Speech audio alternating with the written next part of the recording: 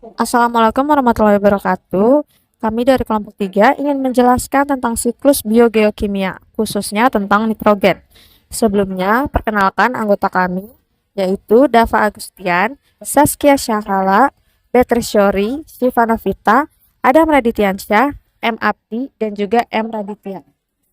Kita masuk ke pengertian dari siklus biogeokimia, yaitu adalah peredaran unsur-unsur kimia dari lingkungan melalui komponen biotik dan abiotik lalu kembali ke lingkungan.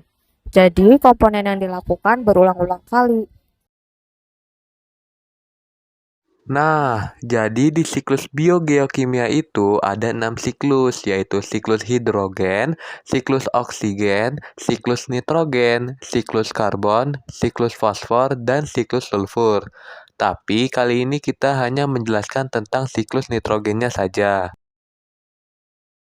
Jadi di siklus nitrogen itu terdapat 5 proses, yaitu fiksasi, nitrifikasi, asimilasi, amonifikasi, dan denitrifikasi. Nah, ini adalah contoh gambar dari beberapa proses tersebut. Ada fiksasi, ada nitrifikasi, ada asimilasi, ada amonifikasi, dan denitrifikasi. Artian fiksasi itu sendiri yaitu metode untuk mempertahankan komponen-komponen sel atau jaringan agar tidak mengalami perubahan dan tidak mudah rusak. Ini umumnya terjadi pada akar tumbuhan yang bersimbiosis dengan bakteri Rhizobium. Ini melepaskan ikatan N2. Dari ikatan N2 tersebut, masing-masing nitrogennya dipasangkan dengan 3 hidrogen, sehingga membentuk amonia atau NH3. Nah, proses ini disebut dengan fiksasi nitrogen.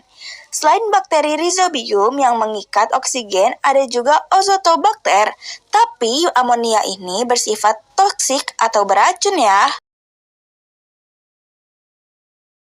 Jadi, supaya bisa dipakai oleh tumbuhan, amonia diubah dulu jadi nitrat dengan bantuan bakteri lagi. Tapi, sebelum diubah jadi nitrat, amonia diubah dulu jadi nitrit dengan bantuan bakteri Nitrosomonas dan Nitrosococcus. Perubahan amonia ke nitrit disebut dengan nitrisasi. Nitrit juga bersifat toksik, makanya harus diubah dulu jadi nitrat dengan bantuan nitrobakter. Proses perubahan dari nitrit ke nitrat disebut nitratasi. Gabungan dari nitritasi dan nitratasi disebut dengan nitrifikasi.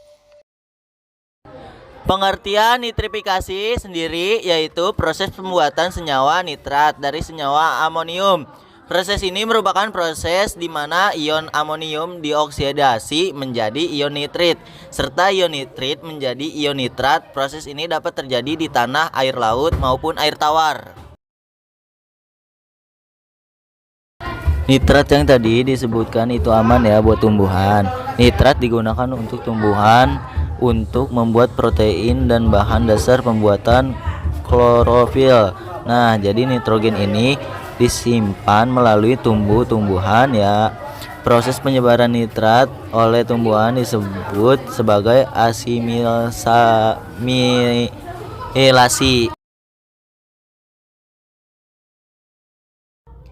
Hewan mendapatkan nitrogen dengan memakan tumbuhan atau hewan lain sama seperti karbon. Nitrogen dari dalam tubuh makhluk akan dilepaskan kembali ke lingkungan dalam bentuk kotoran ataupun proses pembusukan makhluk hidup itu sendiri kalau makhluk hidup itu sudah mati. Penguraian akan mengubah nitrogen organik menjadi amonium. Proses ini disebut juga dengan amonifikasi.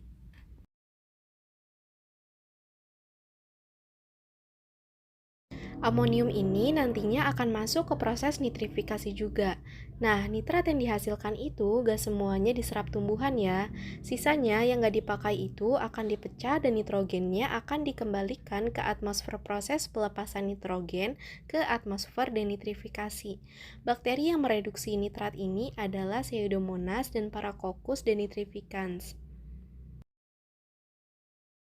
Beberapa aktivitas manusia berdampak besar dengan siklus nitrogen ini. Beberapa contoh adalah penggunaan pupuk, asap kendaraan, dan limbah peternak akan menyebabkan nitrogen bertambah di lingkungan. dan siklus nitrogen jadi tidak seimbang.